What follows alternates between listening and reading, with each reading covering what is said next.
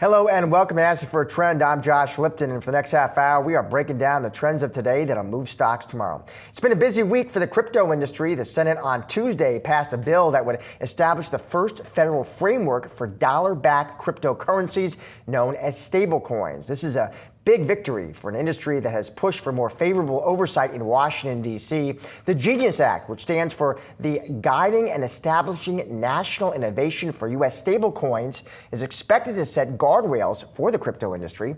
And as the world moves further into the cryptocurrency space, J.P. Morgan Chase is taking a leap with its own stablecoin-like token called JPMD. J.P. Morgan has been eyeing using deposit tokens for several years to speed up cross-border payments and settlements, and this token is set to serve as a digital representation of commercial bank money. JP Morgan expected to move a fixed amount worth of the token from the bank's digital wallet to Coinbase's public blockchain. JPMD is expected to only be available to JP Morgan's institutional clients. And on top of all that, shares of Coinbase, they soared today after the platform introduced Coinbase Payments, a stablecoin payments stack for commerce platforms. Now, for more on the latest crypto news and what's next for the industry, let's welcome in here Michael Sonnenshein, Securitize COO, as well as Yahoo Finance's Julie Hyman. Michael, good to see you as always. I want to start with the Senate passing the Genius Act, Michael. So guardrails for stable coins. Curious to get your take there, Michael. What is this going to mean for the crypto industry?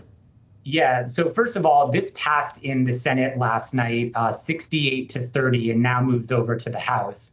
I think as an industry, we've been looking for increased, regulatory clarity, and some of that can come through the form of legislation.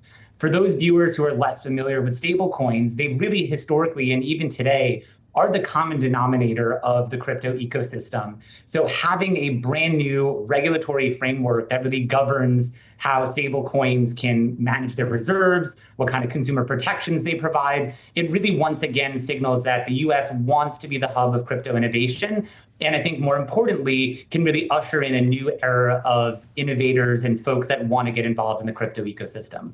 Michael, I want to take a step back for a second, because for our viewers who are not familiar with your work, you of course were previously with Grayscale and the Grayscale Bitcoin Trust before its ETF conversion.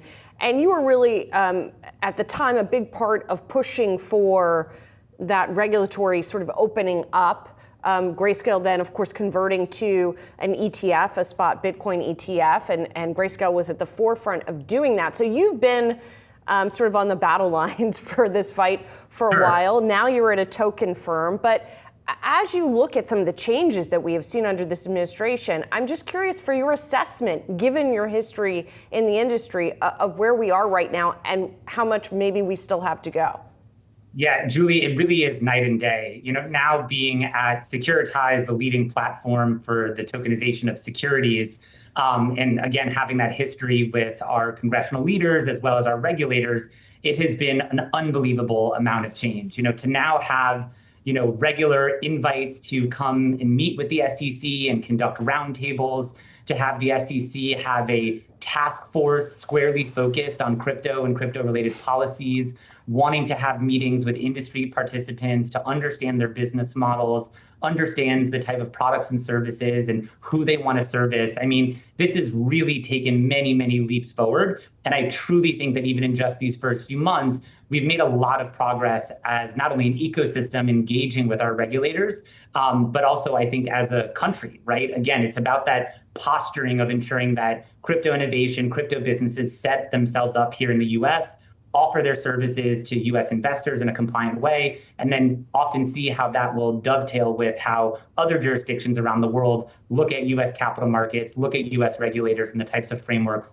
we set up on this asset class. When we talk about tokenization, Michael, how big is that market now and how fast do you see it growing? Well, the tokenization market is pretty large and actually has almost endless possibilities. For all intents and purposes, virtually anything could be tokenized. And that could really focus on its provenance, where it came from, who owns it, who it gets transferred to. Our particular focus at Securitize is on the tokenization of securities. So we work to bring traditional investment products onto public blockchains. And so that market is growing exponentially. When I think about, one of our largest products, the BlackRock BUIDL fund, a tokenized treasury fund, that's grown to almost $3 billion in about a year and a half. So when I think about, market adoption and the ways that investors are using these assets, we are still in the earliest of innings, but it is growing very, very rapidly. So for people, sometimes I think it's hard for people to kind of wrap their heads around tokenization, right? That it is this token that is a representation of this financial asset, whether it be treasuries or anything else, really. Why tokenize, I guess, is the question, right? Why do we need a token when you have an equity share or a treasury that you can already buy? Sure. Well, I think it really comes down to utility and functionality.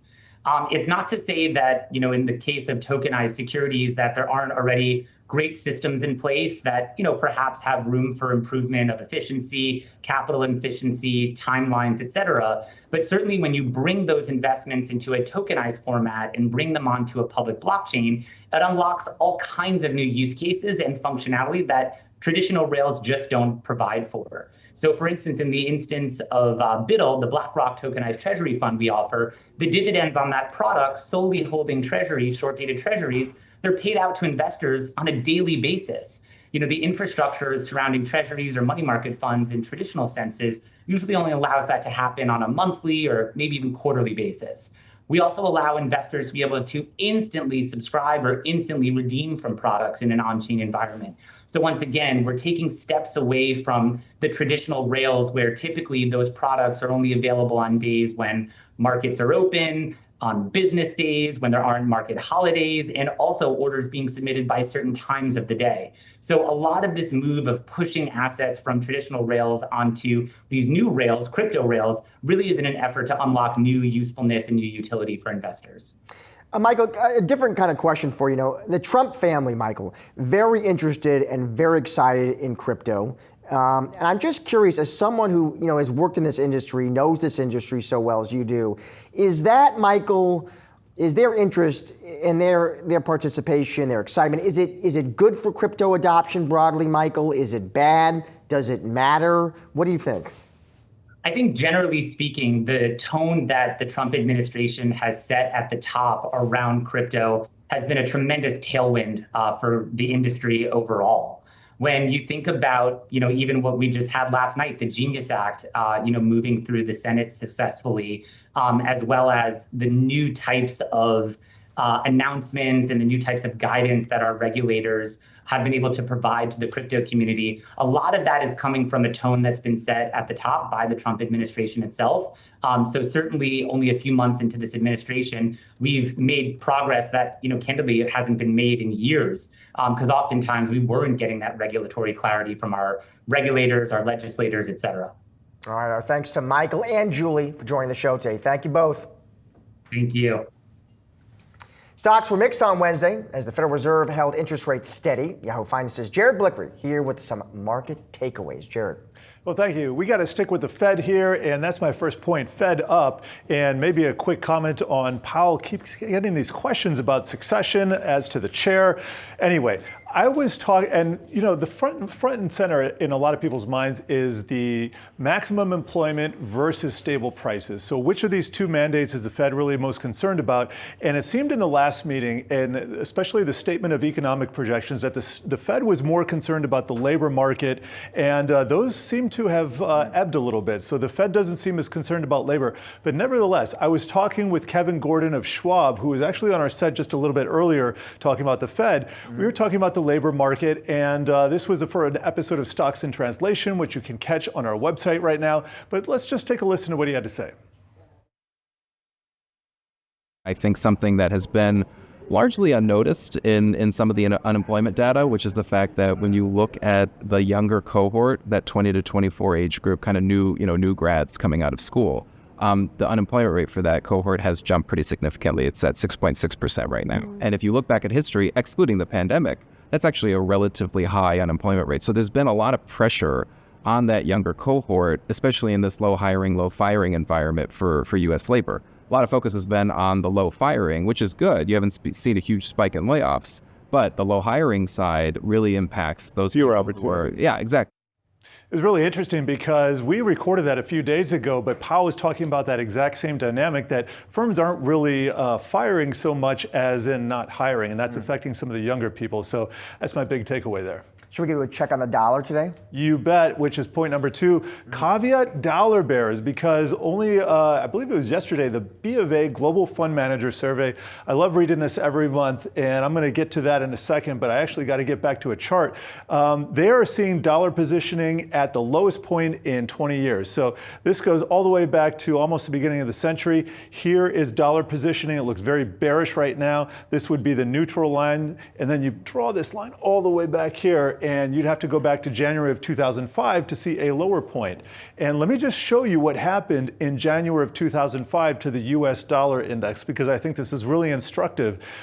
This right here, so this is January of 2005. We shot up about 15%. It doesn't look like much right there, but 15% in currency terms is a huge amount. That was the pain trade, and that's a potential I see right now. So while long-term, yes, there are a ton of factors that suggest that we should be bearish the US dollar over the next few years, we could see a rise in the meantime that would kind of shake out some of those weak bears. If we're talking dollar, let's talk commodities. You bet. And that brings me to my third point here. And I've been watching gold, but also black gold. So we got to talk about crude oil and the actual metal, and not just gold, by the way. We've seen platinum soaring. We got silver at 13-year highs. Lots is going on in the metals complex. This is our commodities heat map, and this goes back 1 month. So it's a trailing month. Up in the upper left, PL equals F. That is the Yahoo Finance symbol for platinum. That is up 31% in that time. Huge breakout there, but I did promise black gold, so let's take a look at crude oil. I think this is one of the more important charts that we should be watching right now. This is a year to date. Now, we just had an inverse head and shoulders pattern right there. There's a shoulder, there's a head, there's the other shoulder, and we broke to the upside. Now, you didn't necessarily forecast that we were going to have this major geopolitical shock with bombs raining down on Iran, but nevertheless, this was a setup, and this thing was primed. Now that we're at 75, might see a little bit of a pause there. It's one of those big round numbers, but you could see $90. You could even see 100 under some extreme circumstances. My concern with crude oil right now and these surging energy prices, here's a 5-day look, they just seem comfortable at these elevated stages here. And when we saw, I'm going to put a 6-year chart on, this is going to go all the way back, and here we have the Russian invasion of Ukraine. That was a real big shock. So we're not seeing anything like that right now, but if things escalate, $100 crude would put a severe crimp on economies around the world here. Are we going to finish this segment? We're not going to talk crypto? Is that it? Crypto. We were just with Michael Sonnenshein. I'll tell you what, I love crypto, and we just got that bill passed in the Senate now for the Genius Act. Yep. The Genius Act. And I'm not going to talk about necessarily the tokens and the stable coins, but I do want to chart Bitcoin. Here's a 6-year chart. I'd actually like to reduce this to a year to date. And I've just kind of been watching Bitcoin meander around after hitting new nominal highs. It's famous for its fake outs. We had one kind of here to the upside, maybe one to the downside. We're just consolidating here. So 104, 105,000, not a lot to write home about. But if you look at some of the stocks that were popping today on the back of that stablecoin bill, Coinbase, just lots of action in that sector, and that's what excites me. All right, Jared, we'll leave it there. Yep. Thank you, my friend. Stick around, much more Ask for a Trend still to come. With the first half of the year coming to a close, we're taking a look at the M&A landscape. New data from PwC highlighting that about 30% of companies are pausing or revisiting pending deals due to tariffs. For more, we're bringing in Yahoo Finance banking reporter David Hollerworth. David. Hey, Josh. So, it's kind of a mixed picture with the deals market right now. We're seeing that the number of deals year to date compared to last year is actually down, but total volume or in dollar amount, the amount of dollars going into deals so far this year is actually up. So it's fairly confusing, and we have two big trends that are sort of shaping this market. The first is tariffs, or sort of companies' reaction to tariffs, and that goes back to the PwC stat that you just put out, which is just that they're having to rethink their models and whether or not they can actually do a deal without taking some sort of impact from tariffs that they didn't think. And that's just if they're in an industry that might be sort of resistant to tariffs or exposed to tariffs, excuse me. And then we have AI. And AI is a huge one, obviously, because tech at this point makes up 50% of U.S. M&A so far year to date. And that's up from about 41% from same period last year. And within tech, AI is kind of taking over in these few big deals that we're seeing. OpenAI, the investment from SoftBank, as well as Salesforce, purchasing Informatica, Meta's purchase of Scale AI. I could sort of go on with that. But so it's a market where a lot of the smaller players aren't really making decisions yet, but it looks not too bad in dollar amount just because we've seen all these big players do these AI plays effectively. All right, David, thank you for that setup. Appreciate it. Now let's take a deeper dive into M&A in 2025. Joining us now is Vito Sperduto, head of RBC Capital Markets US. Vito, good to see you. Great to be here, Josh. Let's start a big picture, because I think when we heard, Vito, Trump was moving back into the White House, there was excitement about M&A. You're going to cut the regulations, the red tape. Here comes the M&A party. Is that what happened? Yeah, well, unfortunately, a lot of people thought there was going to be a euphoria in terms of M&A this year, and they forgot what happened during Trump 1.0, where there was the same excitement post the election in 2016 that we saw last year. Everybody expected less regulation, less tax, a more favorable regulatory environment that was going to drive strategic combinations. And we had the same thing happen. I think folks, as soon as we got to January, were adjusting and seeing that the uncertainty created by some of the policies, some of the speed with which the administration rolled it out, created an issue where you weren't able to adapt as quickly as possible. And so we had a strong first quarter from an M&A perspective, but a lot of those deals were already in the works and were going to happen. Now, as the tariff announcements came in April, that's when you really started to see a significant pause. During the first Trump administration, it took about 12 months to get to a place where companies were really prepared to transact. I think it's going to be quicker this year just because it's happening on a quicker pace. And also, I think people have learned there's a great level of resiliency and you know a bit of what you need to do. And a lot of it just depends on how prepared you are. What if, Vito, we hadn't had the Trump tariffs and the resulting uncertainty? What would the M&A environment have looked like? Well, I think that is a very high level of uncertainty that's been created by tariffs. And I would say that when you think about making a decision, if you're the CEO or if you're a board and you're sitting there and trying to decide, knowing the forward outlook, having confidence in your business, having confidence in the market is one of the biggest drivers of you being able to make that informed decision. And I think the tariffs probably created a level of uncertainty, especially given the levels that they were introduced at, how quickly they were introduced, that it's happening overnight in many cases.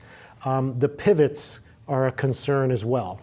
But I also think if I look at other periods in history, and you think about the global financial crisis as an example, or even during some of the COVID environment, there were fundamental issues in the market that we had to get around. Here, the fundamentals are strong.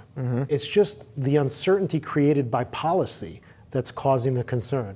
And so I think once we have greater certainty on policy, we're going to see a significant wave from an M&A perspective. And where would you see, to the extent that we see a pickup, we see that wave, where would you expect to see it? Is that energy, healthcare, tech? Sure. So I'm going to cop out and say a lot of all the above. And so I would say tech and healthcare always lead the way. And as David mentioned, the investment in AI infrastructure has driven a significant consolidation in tech, and they're trying to acquire that technology in a fashion that drives also their organic growth. Healthcare, you're always seeing big pharma pursue replenishment of their pipelines through acquisitions of smaller biotech firms, and that's continuing. I think on the energy side, we've seen a robust energy M&A market year to date, just given that a lot of that is driven by some strong fundamentals in the US. And there's also, as folks look at renewables, that's a big one. But then the other sector that you didn't mention, I would say, is beyond the industrial sector, where I think industrials needs to add some supply chain diversity and I think they're going to use M&A to do that. But the financials, I think there's going to be a significant wave of consolidation in the bank space. People feel better about that space. I think some of the regulators that are in place there have signaled that that's something that they're open to. And so I think those areas are going to drive a bit in the second half. We heard today from the Fed. This is clearly a Fed veto that is in no rush to cut, right? What does that mean for the M&A environment? So I was listening today, and the thing I was concerned about going into it is how strong was Powell going to be in communicating that he still expected rate cuts in the second half of the year? I think the messaging was that there still expect to be 2 rate cuts, likely 50 basis points. I think there's been some stagflation commentary. But again, these are all things that were expected in the marketplace. So I feel like if we're heading towards that and we get to a point where we see some cuts, that's also going to be a driver for some increased confidence on the part of CEOs and boards. Last question. Changes at the FTC, right? Lena Khan out, Andrew Ferguson in. What does that mean? Implications there? Well, look, I think there's policy, and then there's the personnel that are applying that policy. I think that both the FTC and the Deputy Attorney General for merger enforcement have been pretty vocal in terms of looking at transactions on the merits, being more open to remedies, meaning, for example, a combination happening and going in and saying, we're going to divest this asset to try to solve an anti-competition issue. They've been very prescriptive and said there's a small universe of transactions we're focused on, and those are the ones that hinder competition. I think as opposed to the prior administration, it's going to be a little bit less about trying to drive policy beyond what immediately happens as a result of a transaction, and so they're going to be much more tangible about it. So look, I would hope that it gives us a clearer definition of what to expect when we go through it. As an advisor, when you're talking to clients, the key is being able to say, look, here's how they've acted, here's what we expect out of them, and being able to actually give a piece of advice like that is important to us. So I actually think that's going to be a positive for the environment. Vito, great to see you, especially on set. Thank you, sir. Thank you for having me. That is a wrap on today's Ask for a Trend. Be sure to come back Friday at 4:30 p.m. Eastern for all of the latest market moving stories affecting your wallet. Have a great night.